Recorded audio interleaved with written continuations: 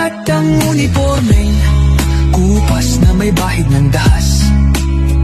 Dudublihin ko sahod nyo, wag na kayo lumihis ng landas. Hulihin nyo mga gumagawa ng masama, kahit pangalan ko nakataya. Akong bahala sa kaso nyo, basta kayo ang nasa tama. Pero ano ang isinukli? Bakit kayo nagpunyagi?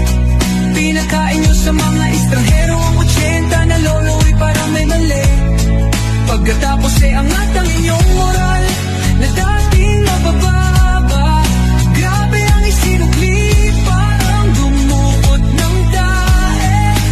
Tapos nilagay sa kamay, sabay sampal sa kanyang mukha.